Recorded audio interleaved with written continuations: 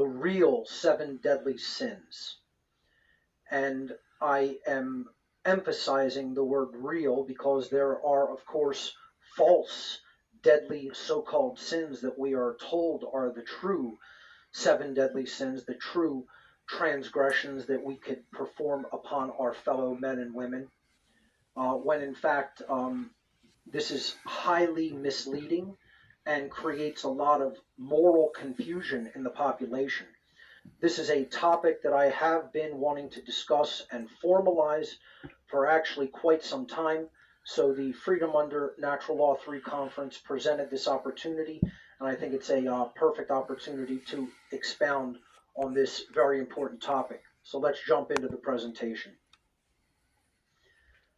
As always, I begin my presentations with simple caveats for new viewers to my work to attempt to understand.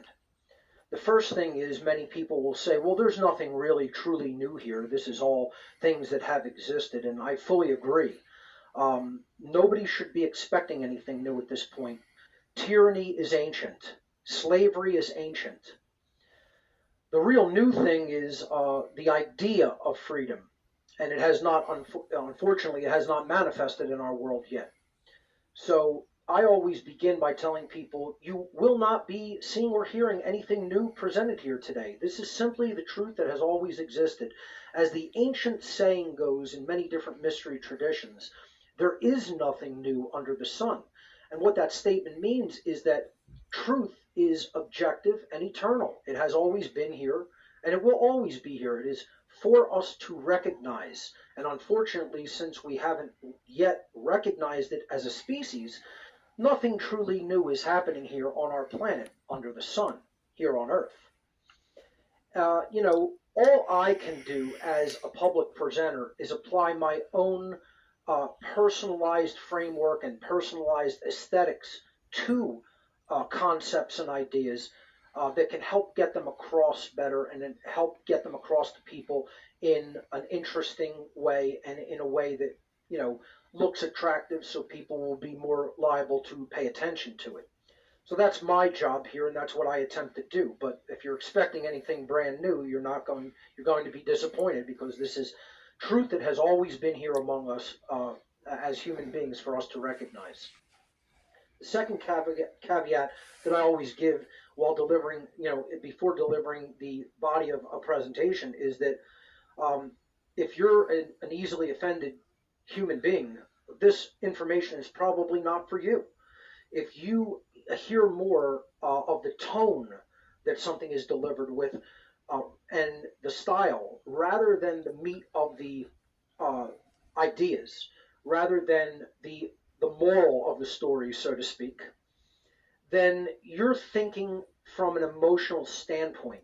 You're trying to think and reason with your emotions, and thinking and reasoning doesn't actually work that way. You're prone to what I call emotional mind control or heart control. And that's the problem with a lot of people. So I always give this caveat before I begin, that my presentation style is often very abrasive. It's often intense and at times even combative toward the viewer. That's, because I recognize a lot of people are under influence of their own thoughts through their emotions. So I deliberately choose not to sugarcoat my words and not to sugarcoat my delivery. And that means some people who will watch this might become angry and offended by it. Oh well, that's your problem. So be it. That will never make what I'm about to say untrue. I'm going to speak the truth in this presentation, and the truth remains the truth regardless of what anyone thinks about it. Truth by its very nature is actually a belligerent energy, because it wages war against all the forms of false indoctrination and mind control that we've been through in our lives. And therefore, truth can be a very difficult thing for people to hear and digest and come to a true understanding of. Nonetheless, that's what you're going to hear today, and I'm not going to sugarcoat the delivery of that truth. I'm going to say it plainly and out in the open, as if you're an intelligent adult human being that's psychologically mature and able to receive the truth, whether that's the actual target audience or not. So let's jump in to the material. The first thing, if we're talking about the real seven deadly sins, that implies a few things. That implies, number one, that there is such a thing as quote unquote sin. And the second thing is it implies that there is a false definition of the deadly sins, or sin in general. So the first thing I like to do when I'm fleshing out a presentation, and since the subtitle of this year's funnel conference is the trivium, is we have to establish grammar, right? Grammar is the first step of the trivium, followed by logic. I'm going to present the true seven deadly sins and the false ones from a perspective of pure logic, the second stage of the trivium. But the first stage is going to be how we have to establish the grammar in the trivium process. And that means we have to set definitions for the words that we're about to use. So let's define sin. I went to the Oxford English Dictionary for a decent definition of the word sin, and I was surprised that it actually gave a very good definition. So I used it here to start the slides. Their definition of sin is an immoral act that is considered to be a transgression against divine law. Obviously, this is from a somewhat religious definition of the word sin. I generally don't use the term sin when talking about the violations of natural law, which we will get into, that do comprise transgressions against other sentient beings. I tend to just call them harmful behaviors. But since we're talking about the real seven deadly sins in this presentation as opposed to the false ones, I wanted to give a textbook definition of what is generally considered to be sin or sinful behavior. And I thought that this definition was actually very well constructed, hence I'm using it to define sin moving forward in this presentation. Sin is defined as an immoral act that is a transgression against divine law. So let's define some of the parts of that definition. The word immoral, an immoral act. Immoral simply means in conflict with moral principles, or wrong, meaning a wrongdoing. Again, something that is not a right, something that initiates harm against other sentient beings.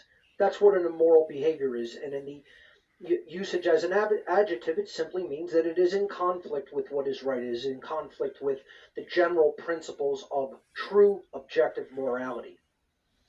Then the word transgression, which was used in that definition of sin given by the Oxford English Dictionary, the word transgression simply means an act that goes against a law, an offense of some type. Again, very simple, very accurate definition to be used going forward in the subject material when we use the word sin. This is what we're really talking about. So I think those establish the definition pretty succinctly of what sin is considered to be. So I have no problem with any aspects of those definitions.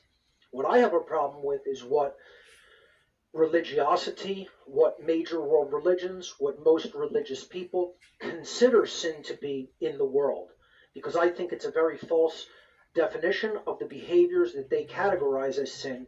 And what that does is that paints in people's mind a very inaccurate picture of what true wrongdoing is. Then they don't understand what wrongdoing is, and they're more susceptible not only to perform wrongdoing, but to condone others doing wrongdoing. Okay? So that's why it's so important to truly establish definitions of what we're talking about, then move forward with an understanding of, let's understand how certain categories of behaviors fall in line with this definition or do not fall in line with it. So let's move on to the next slide. What we're talking about here overall, moving forward, is sin is transgression against divine law. And again, if you don't like the term divine law, use the term the laws of God, the laws of the Creator. I call it natural law in all of my work. It's moral law. It's the laws that define true and objective morality. These are the laws of cause and effect, because they actually bring a result into the human experience when we behave either in alignment with them or out of alignment with them. Some people have called this consequentialism. Some people have called this karma.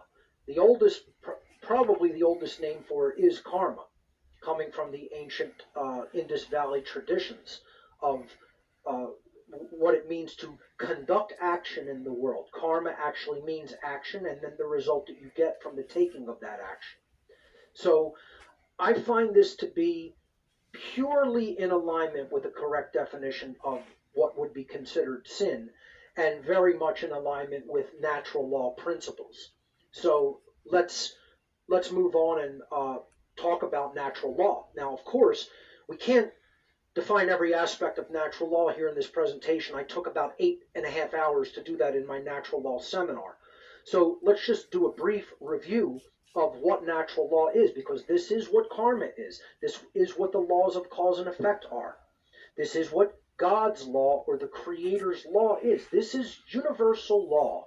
Okay, what we're talking about here, that sin is a transgression against.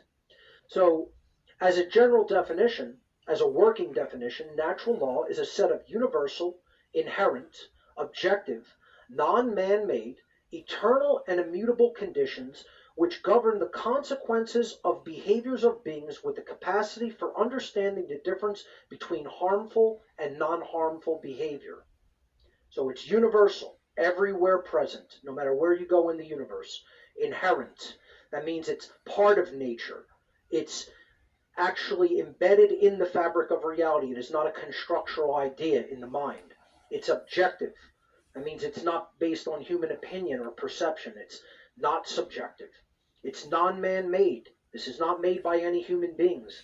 It is not made by society. It is not made by any groups of people. It is made by the universe itself. It is eternal. It exists for as long as the universe exists. It is immutable. It can never be changed by any action of anyone or anything. And they are conditions which govern the consequences of behaviors. These are moral consequences that we receive when we act either in alignment with the laws of morality or out of alignment with the laws of morality. The understanding of natural law is centered upon bringing our own conscience, our knowledge of the difference between right and wrong, into alignment with objective morality. It's choosing moral behavior over immoral behavior. That is what it means to bring our behavior into alignment with morality. So to do that means definitively knowing which behaviors are rights because they do not initiate harm to other sentient beings, and knowing which behaviors are wrongdoings because they do initiate harm to other sentient beings. And as we will see, that's the very definition of right and wrong. The problem is most people don't understand that. They have completely falsified notions and ideas and conceptual constructs in the mind of what right and wrong actually are. And I'm going to prove that objectively with data from social experiments that we did. I'll present those results in a moment. So how does natural law actually function in the world? Well, when human beings in the aggregate, in the collective, actually live in harmony with natural law and are therefore considered to be acting morally in the aggregate, they become and remain free. This is how the laws of consequence of behavior work. When human beings in the aggregate, in the collective overall, live in opposition to natural law and are therefore overall immoral as a species, they will become and remain enslaved. This is what I personally refer to as the law of freedom. This dynamic of natural law I call the law of freedom. And here it is stated very simply. As morality increases, freedom increases. And as morality declines, freedom declines. This is how entire civilizations either create a situation in which they live in freedom and harmony and peace together, or a civilization creates the situation that we are in right now. Tyranny, covert enslavement, moving toward overt enslavement. And ultimately extinction, if the cycle continues and does not, we do not better ourselves and therefore better our condition as a species. That's what natural law is. That's how natural law works in our world. So this brings us to the crux of the matter in understanding sin. What are rights? What is an actual human right? A sin is something that we do not have the right to perform. We don't have the right to conduct sin without negative karmic consequence. So if we know what our rights are, by knowing what comprises sin, what are the wrongdoings, which we're going to get to, then we will create freedom when we behave in alignment with those laws of morality in the aggregate. Defining a right is one of the most important things we can do.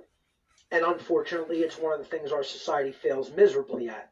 And I'm proving that with social experiment results that we conducted back 4 years ago in 2019. But nothing has really changed since then. You could do it today and get the same results. I guarantee you will get the same results unless you're doing it in a concentration of highly enlightened beings, which is a rarity to even have that assembled anywhere in human society. But if you're in an environment such as that, yes, you'll probably get skewed results. If you go out on any given street corner in any major city in America, you'll get these results. So I guarantee you'll get these results. So we define a right in the correct way. A right is an action that does not initiate harm to another sentient being.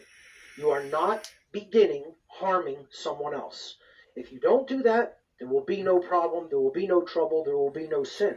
Therefore, there will be no negative karmic consequence in the form of tyranny and enslavement when all of humanity conducts their affairs that way and then condones other people doing that type of violence, which is where we're at now.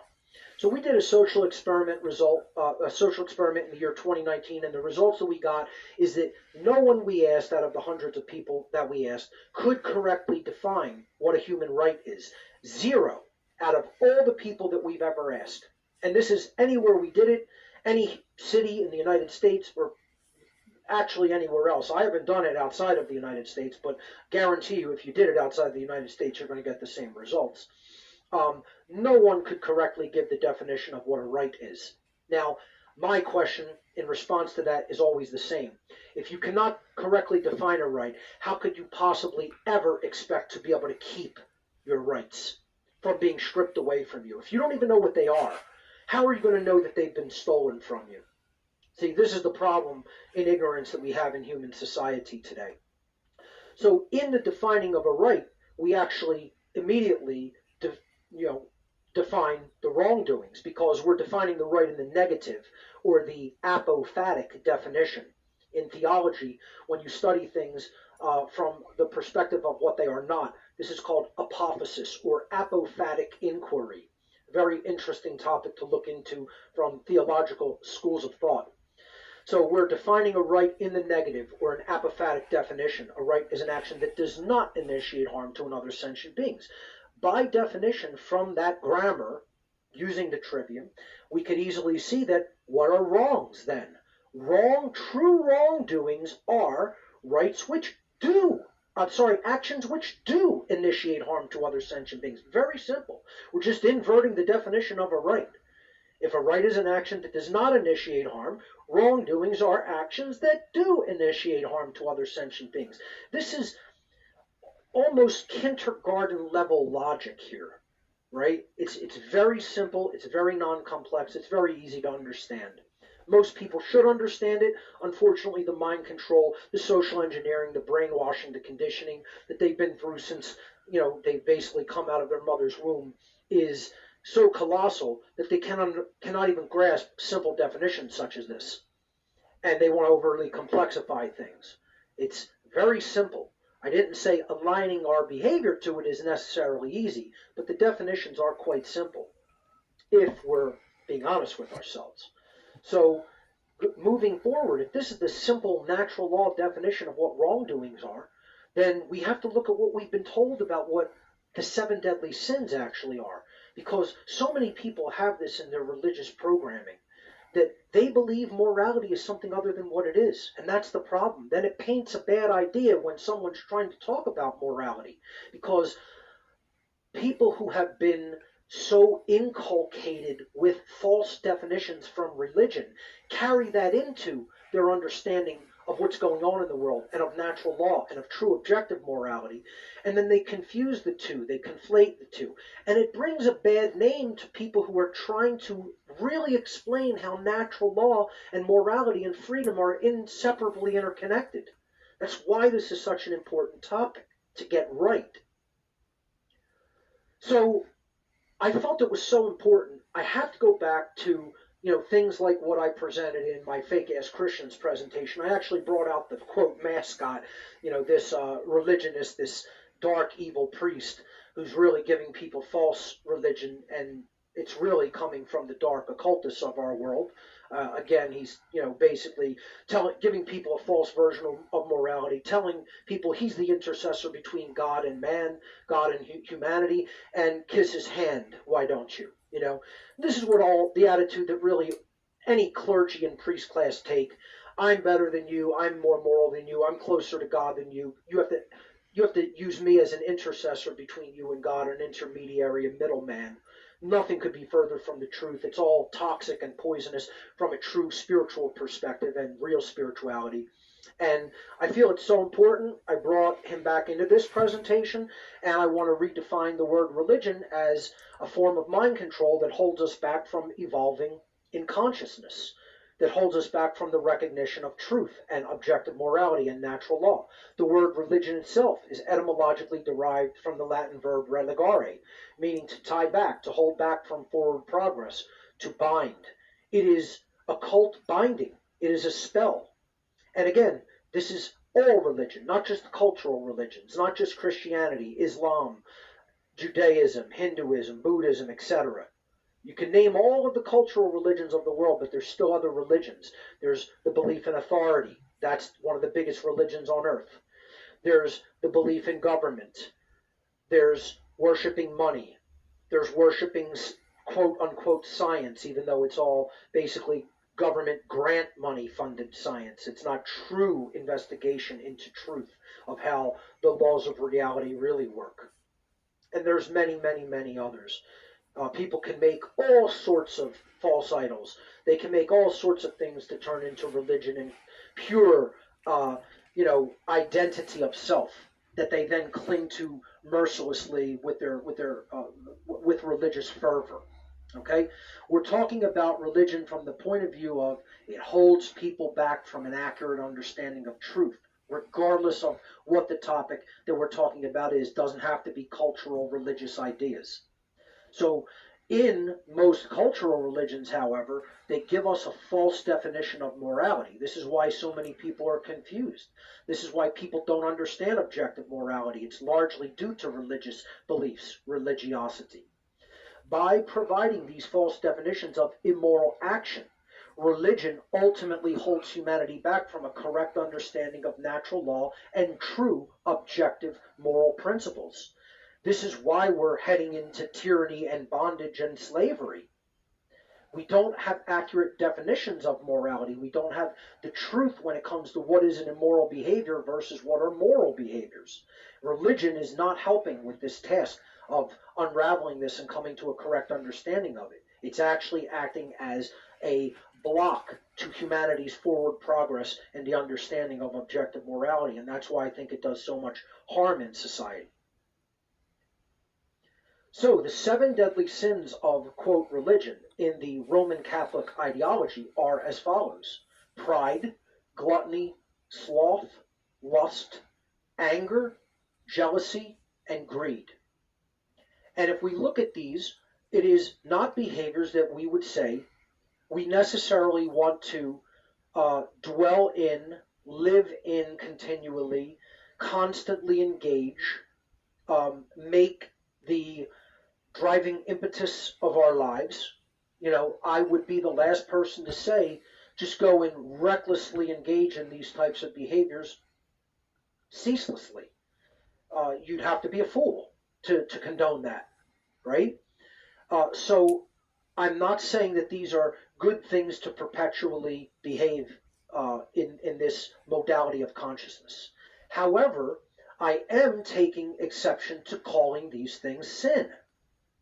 See, this is where religionists who have been indoctrinated and inculcated into their mind control belief system would take exception to what I'm saying.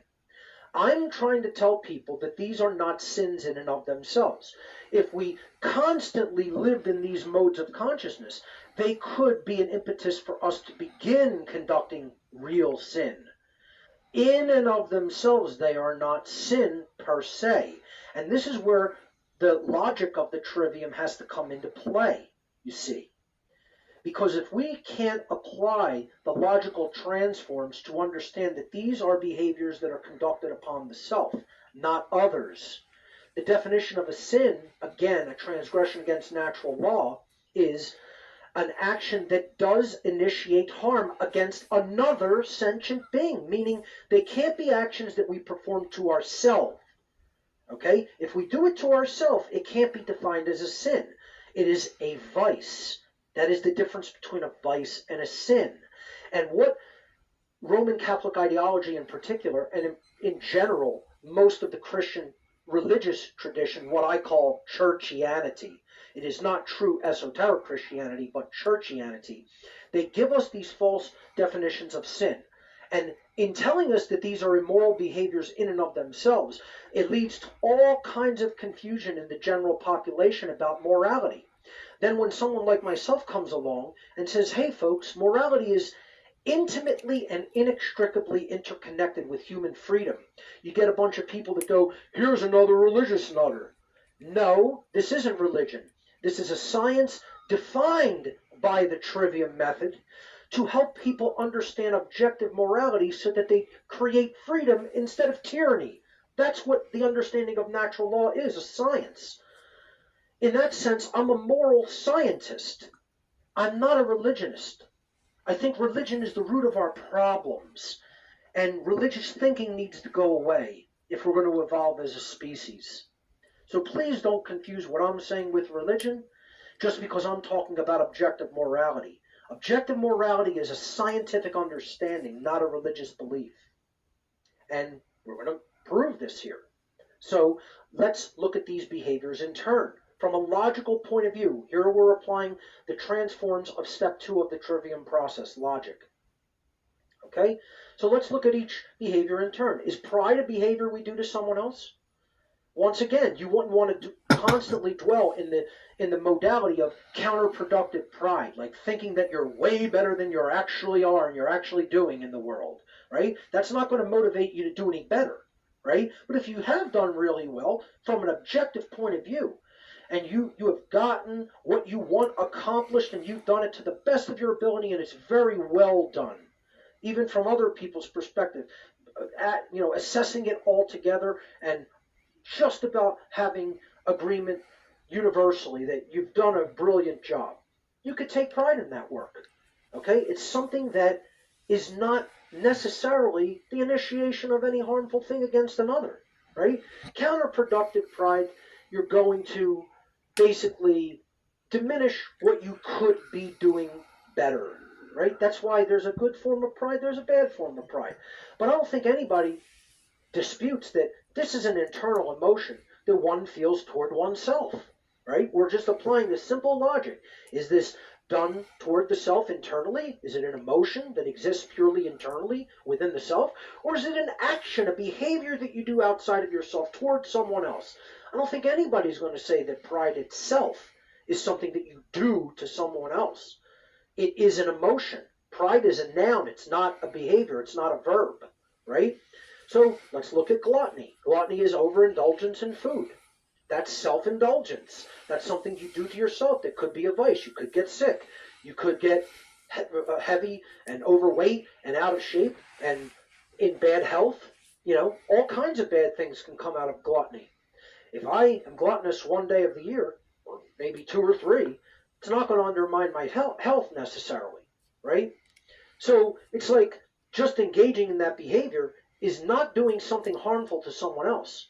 You could potentially, if it's overboard, do harm to the self, but your body is your property. As long as you're not forcing food down someone else's throat in too large of an amount when they're telling you they don't want that done to themselves, then it's not a harmful action against others. And we can continue down the line. Sloth, by definition, is inaction. It's the state of inaction. It's laziness. Okay? Now you could say, well, maybe not taking any action when someone's actually having violence conducted upon them, you're sort of complicit with the violence.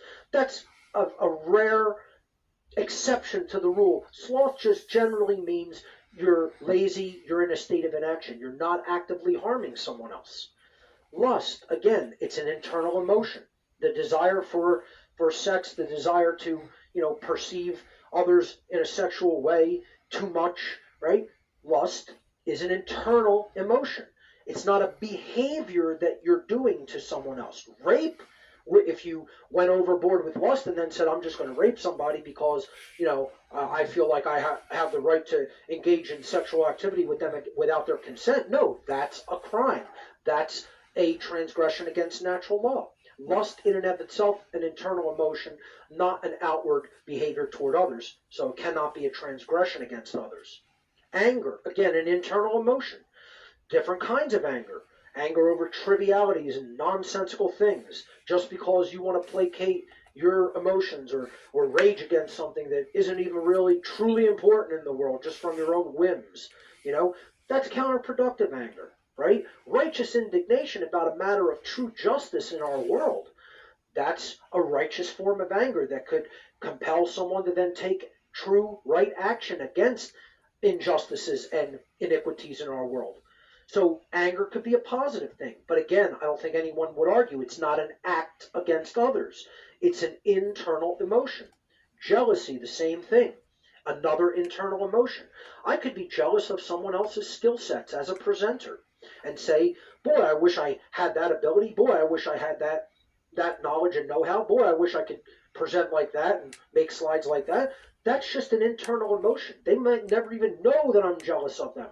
And it could compel me to go and do good things, right? So bad jealousy is like you're worried about trivial things. You're just wanting what other people have just because they have it and you don't. And just physical possessions. And it's like then okay, if it leads to you going and saying I'm going to take something from someone else, well then that's theft. Then that's a transgression. But the internal emotion of jealousy itself is not a sin. It cannot be because it's not even an action. Jealousy is an emotion, it's not an action. This is where the confusion of emotion and action comes into play. And that plays such a big role in how our society doesn't understand true morality. And then greed, another form of self-indulgence like gluttony, right? But just with things and possessions. And again, that is a form of a behavior, but it's not an action that's taken against others. Okay, we have to understand if we are doing these behaviors to ourselves, they are vices. These are definitions of vices, of specific instances of vices, and there's many others. But vices themselves are not immoral acts against others. Okay, this is something, again, you wouldn't want to dwell in all the time. That might debauch and debase the self, but it's still not violence against others. It's not violating anyone else's natural rights. So let's look at the real 7 deadly sins, the heart of the entire presentation here. What does constitute violations of natural law and others' rights? Look at the qualitative difference in the words. The words pride, gluttony, sloth, lust, anger, jealousy, and greed compared to the real 7 deadly sins. The false 7 deadly sins don't even rate when it comes to the level of harm and evil that results from these types of behaviors, the real 7 deadly sins, the real violations of natural law, murder, assault, rape, theft, trespass, coercion, and deception. I think anyone logically, even looking at the qualitative difference between the vices versus the real sins, if they're being honest with themselves, is going to realize there's zero comparison. These are the real deal when it comes to harm. And they all share one basic thing in common. So let's look at some of these from a logical perspective. We're going to look at what is the act of murder, just like we look, what is pride? What is taking pride in oneself? What is gluttony? What is sloth? What is lust? And on. So let's look at these in turn, right? A very logical procedure. This is the part of the trivium process we're engaging here is we're asking the question, who, what, and then eventually we come to how and why, okay? We're looking at why these now are actual transgressions against others. because something has to be done in order for a transgression against someone else to have taken place. Not thought, not felt, but acted upon. That's why sins are actions. Sins aren't thoughts, sins aren't emotions, sins are actions. And, quite frankly, I really shouldn't have to even explain this to people who say that they're people who are spiritual slash even religious. People who want to take the laws of the Creator into the universe. This should be common sense. And that's the definition of conscience. Conscience literally means common sense when we etymologically break it down into con, meaning together or with, and science, meaning to know or to understand.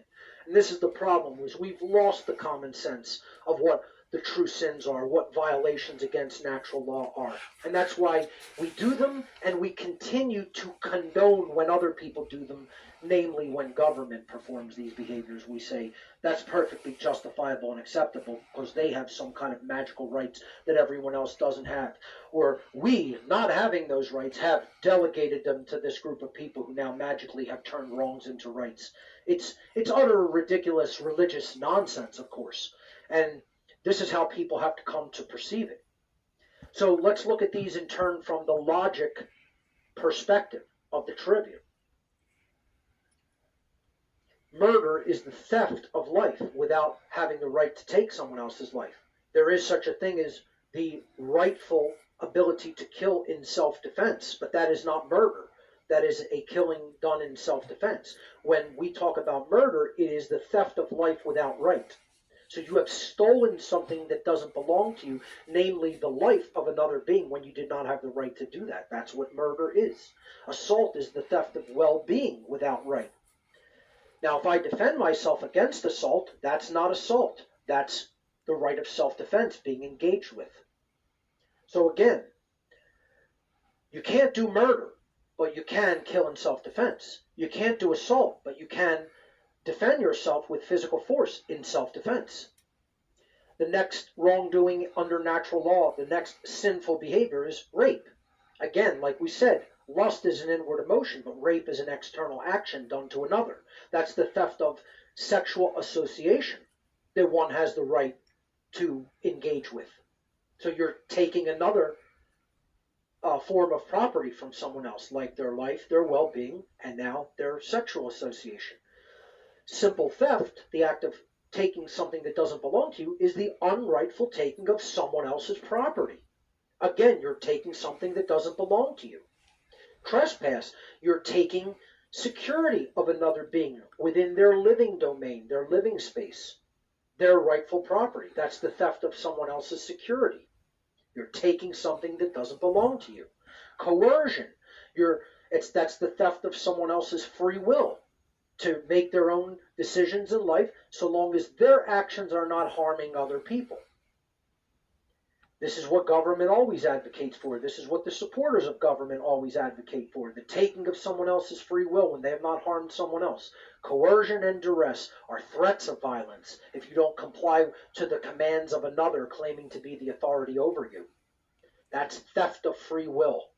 That's one of the most important ones in the seven deadly sins that unfortunately goes largely unrecognized in our world and not seen as a sin, and unfortunately condoned by people who consider themselves people who are saying that they want to follow the laws of the Creator.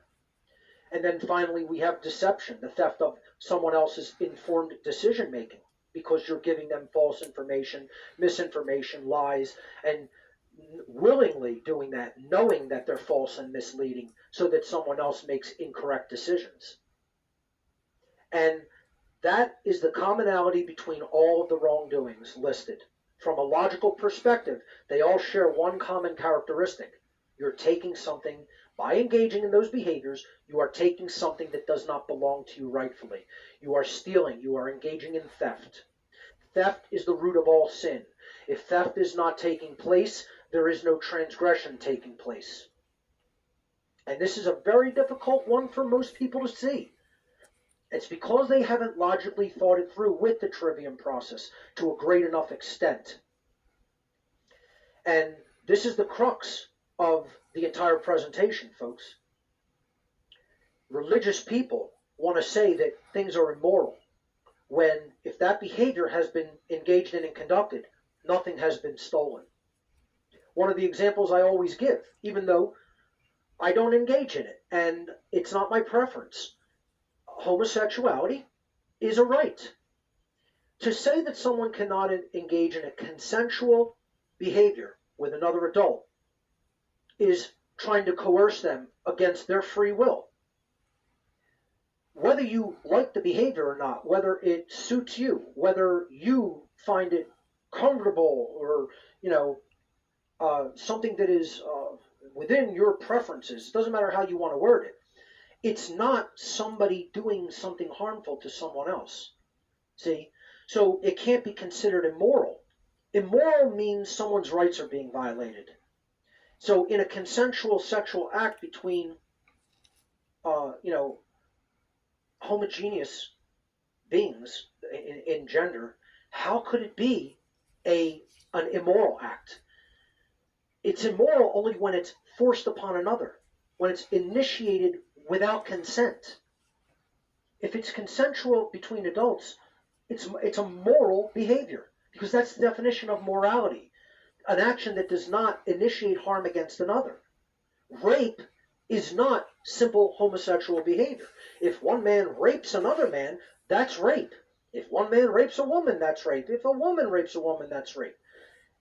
The act is non-consensual.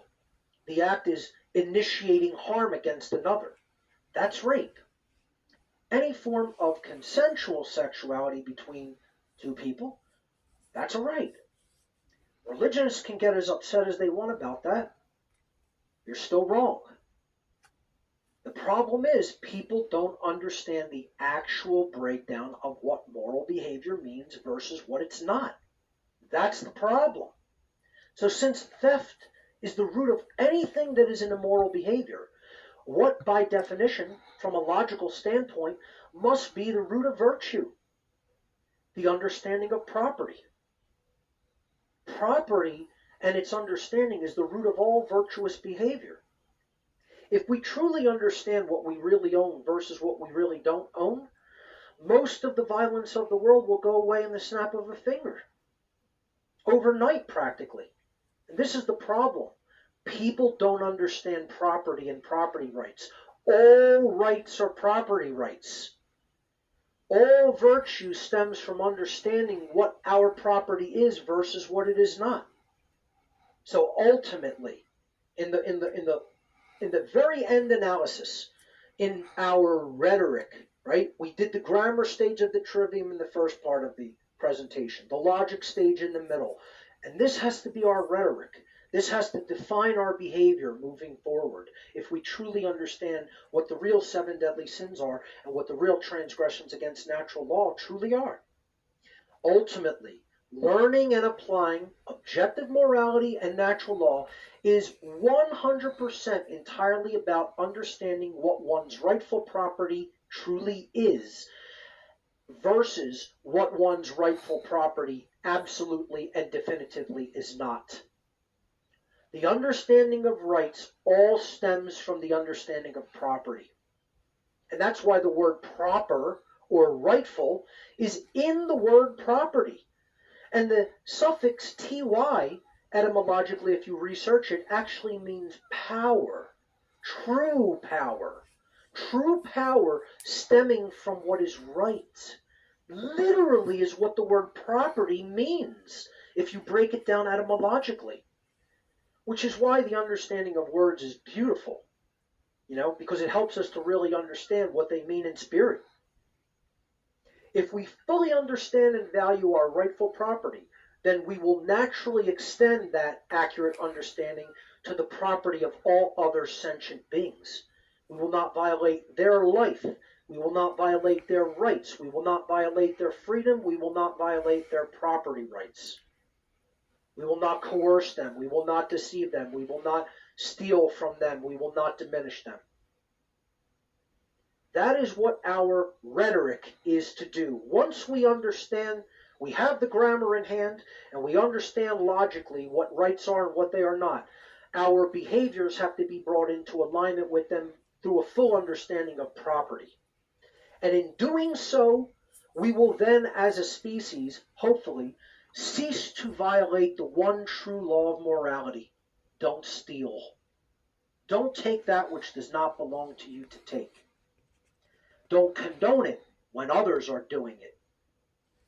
Then we might move into a free and prosperous world based on real justice, based on natural law.